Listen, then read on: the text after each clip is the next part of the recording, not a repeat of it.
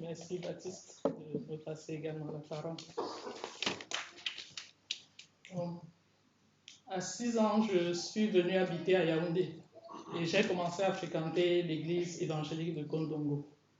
J'ai assisté au culte d'enfants où j'appréciais les histoires bibliques, les chants, les jeux, les sketchs et les récits de Noël.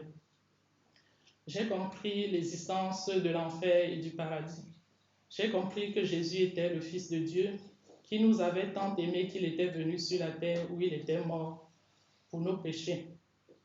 J'ai reconnu que c'est pour moi qu'il était mort et l'ai reconnu et accepté comme mon sauveur. Pour cela, j'ai prié en demandant à Jésus de pardonner toutes les fautes que j'avais commises depuis ma naissance et pour lesquelles il était mort. J'ai dit que je veux vivre suivant ses commandements et qu'il m'aide à le respecter pour être sauvé de l'enfer et être de ceux qui iront dans son royaume. Et comme il dit dans sa parole en 1 Jean 1, verset 9, que si nous confessons nos péchés, il est fidèle et juste pour nous les pardonner et pour nous purifier de toute iniquité. Il était clair pour moi qu'il avait effacé tout le mal que j'avais commis depuis ma naissance jusque-là. J'ai aussi compris, suivant Marc 16, verset 16, celui qui croira et sera baptisé sera sauvé, mais celui qui ne croira pas sera condamné. L'importance de me faire baptiser pour témoigner de ma foi chrétienne. Ensuite, j'ai demandé et j'ai suivi la préparation au baptême dans mon église et m'y suis baptisé par aspersion d'eau sur la tête entre 14 et 15 ans. Je me souviens, je demandais à Dieu de purifier mon cœur et de le rendre sans péché. Après ce baptême qui fut une étape importante dans ma vie, je faisais l'effort de lire la Bible, de me différencier comme chrétienne en famille comme à l'école, en observant les commandements de la Bible. Comptant sur mes efforts, je connaissais aussi des découragements. Parce que je prenais par exemple le matin la résolution de ne pas dire de mauvais mots à quelqu'un. Et le soir, en faisant le bilan, je me rendais compte que je pouvais avoir insulté une personne. Après le bac, une de mes amies m'a invité au Centre national d'évangélisation du Cameroun. Et ce dimanche après-midi-là, j'ai compris qu'en acceptant de passer par la croix, Jésus était mon sauveur et mon Seigneur. En passant par la croix, je ne vivais plus sous le pouvoir du péché, mais sous la grâce de Dieu, comme enfant de Dieu. À la fin du message ce jour-là, je m'étais avancé pour la prière avec le prédicateur et pour rencontrer les conseillers. Ce fut une autre étape importante dans ma vie. Les conseils reçus ce jour-là m'ont permis de lire ma Bible régulièrement. En lisant chaque jour ma Bible et en priant, les mots contre lesquels je me débattais sont partis sans effort particulier. Par exemple, j'ai juste un jour constaté que les insultes ne faisaient plus partie de mon vocabulaire. J'ai constaté qu'en demeurant auprès de Dieu par la lecture de sa parole, par la louange, la confession des mots constatés et la prière, ma vie était chaque jour de plus en plus purifiée et je menais ainsi la vie de sanctification. L'un de mes versets préférés a toujours été, suivant le psaume 37, verset 3, « Fais de l'Éternel tes délices et il te donnera ce que ton cœur désire. » J'ai aussi appris à compter sur Jésus en toutes choses, à m'attendre à lui en diverses circonstances. Il m'a montré qu'il est fidèle. Il est pour moi, suivant le psaume 46, verset 1, un refuge et un appui, un secours qui ne manque jamais dans la détresse. En lui faisant connaître mes besoins, sa paix, qui surpasse toute intelligence, garde mon cœur et mes pensées en Jésus-Christ notre Seigneur, suivant Philippiens 4, versets 6 à 7. En 2003, je suis venu en France et je suis venu ici à l'église évangélique baptiste de Ris. J'ai aussi passé une année à Épinal, où j'allais à l'église AECB d'Épinal. En France, j'ai ainsi continué ma marche chrétienne personnelle et ai aussi continué à communier dans ces deux églises. où je me suis rendu au fil des années en toute paix et bonne conscience, jusqu'à ce qu'on me demande de devenir membre de l'Église. À cette occasion, on m'a expliqué qu'il fallait être baptisé par immersion. J'étais surprise par cette restriction. Je n'y comprenais pas grand-chose, puis je me suis dit que je m'en tiendrais à mes acquis et pratiques initiales. J'ai donc continué à venir dans cette église avec ma famille, tout en continuant mon culte personnel jusqu'à la prédication sur le baptême en automne 2023.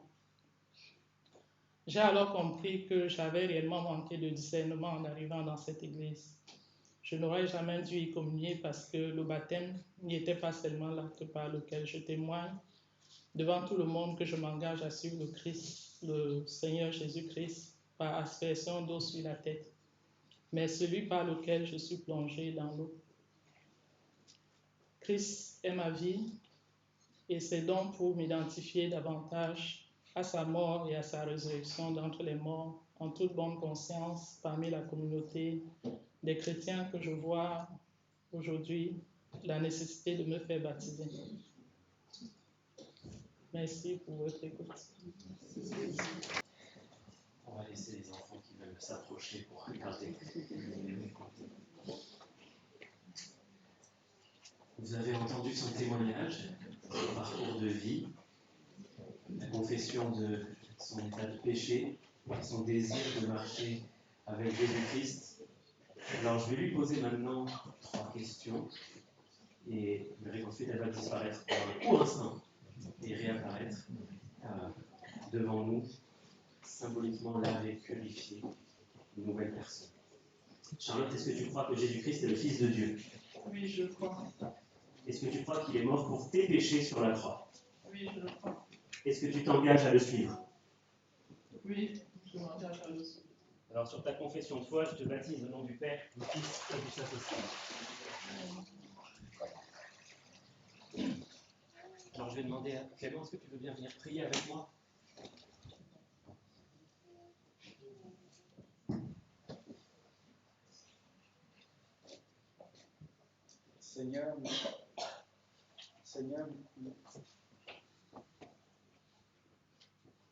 Seigneur, merci pour ce moment que tu nous donnes.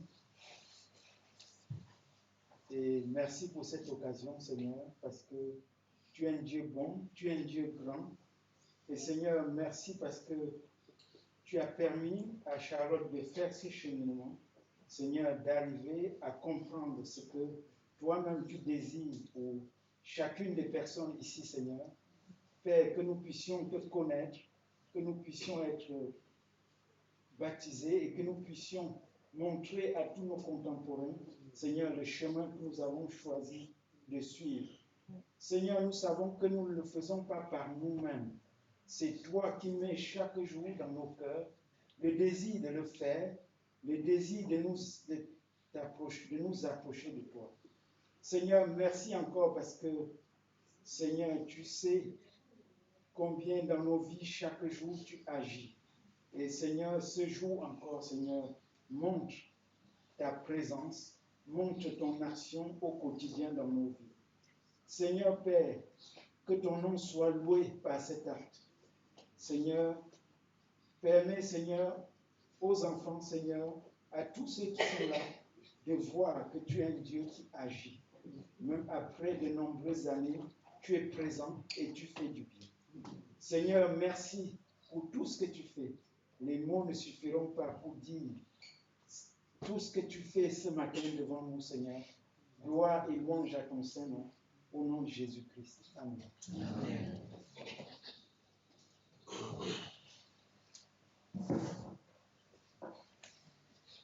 Seigneur, nous sommes reconnaissants d'assister ce matin notre sœur dans ce témoignage et cet engagement.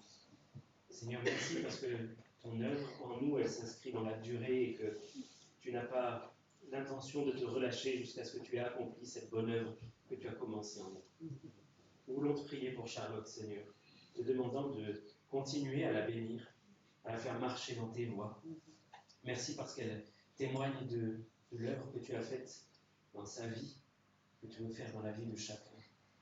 portant nos péchés sur ta croix, nous donnant une vie nouvelle avec toi, un nouveau départ. Seigneur, nous te prions encore de la bénir, de l'encourager, de la rendre comme un flambeau qui brille, qui brûle pour toi, et que son témoignage soit une louange pour toi et édifiant pour nous tous. Au nom du Seigneur Jésus-Christ. Amen. Amen.